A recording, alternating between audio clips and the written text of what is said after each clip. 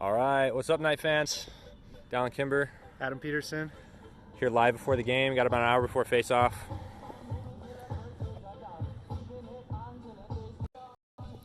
Flip the camera. Boys out here warming up. Getting ready to take on Cardinals of Catholic University.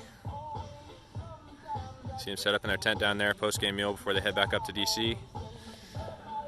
Adam, it's game day. Yes, it is, and we're excited to be here. What's your favorite part about the first home game of a new season? Like, it's kind of from your playing experience.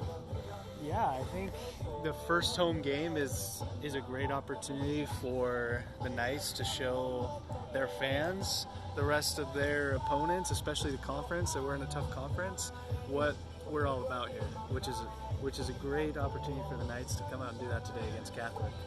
Definitely. Obviously, there's a whole bunch of new stuff, a whole bunch of changes that have happened. Sean Lamb's playing D-mid this year instead of attack, which is a huge amount of production that I don't like to look at it as lost, but can be filled. Opportunities for other people to step up and fill some shoes. Obviously, Chandler Westcott's out with an upper body injury today, so another opportunity. It's because we had 4 guys last year who were contributing double-digit percentage of the production last season, and 2 of them are playing different positions this year. So who do you think is going to be able to fill those shoes as we're going through? That's a great question. As we've been at scrimmages and practices and even talked to the coaches, I think we're a lot deeper at midfield than we've been before, which is great to see. Even though we lost Dallin Kimber, which obviously was huge for the Knights last year, we have some midfielders that are ready to step up in that role. Carter Bean, definitely one of them. Yep. Carter Bean, I'm looking for a great year from him this year, which is exciting.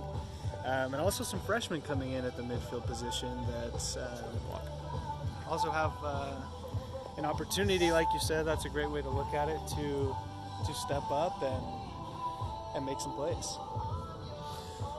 Definitely. Let's walk over now that the players are off. We'll show you guys a new thing, which is pretty controversial in the lacrosse world this year. It's been controversial for the past 2 seasons.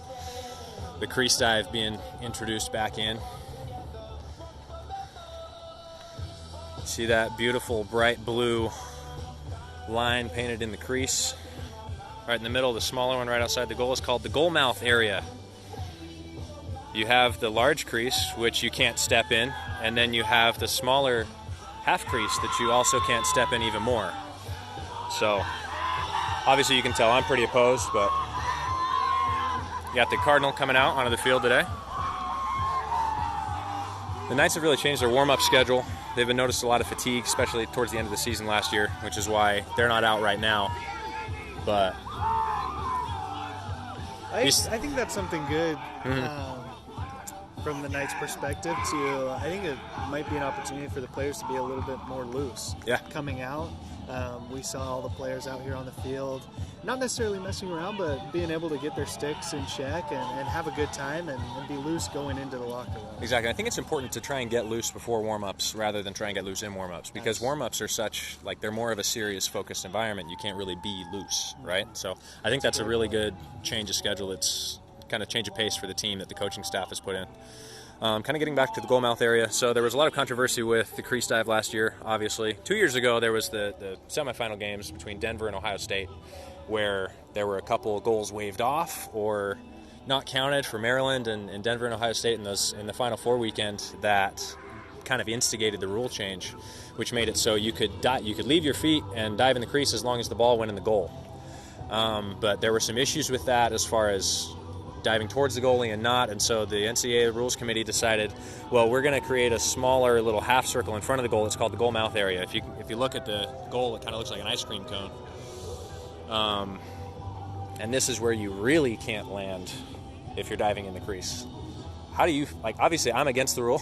I just think if you have a place you can't go in, just nobody can go in it ever. Like, no offensive player can go in. How do you feel about it as an offensive player? Yeah, I was going to say, as an attackman, I feel a little bit differently. I think it's a great opportunity for attackman and any offensive player to create more scoring chances, opportunities.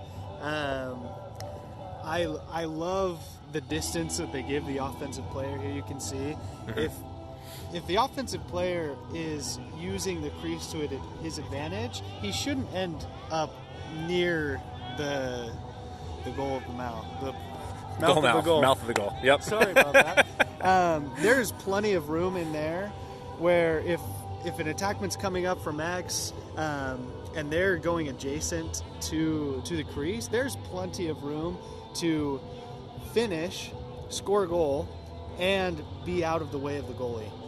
So I think it's a good distance. This year will be great to tell, especially with some of our players that enjoy diving. Zach Danneman's one of them. I know Tenny likes to get in there a little bit. Yes. Sean Lamb is definitely one who likes to use it a lot last year as well. We'll see how much he gets to do in transition as a defensive midi this year. But obviously we haven't really seen the freshmen try and take advantage of that, so we'll see if anybody else really likes to sacrifice their body in that way. Yeah, I think that's about all we got for pregame. Let the Cardinals go back, and we'll see you guys in the booth about 10 minutes before face-off. Face-off's at 4 p.m. Eastern, 2 p.m. Mountain. We'll see you guys then. Thanks.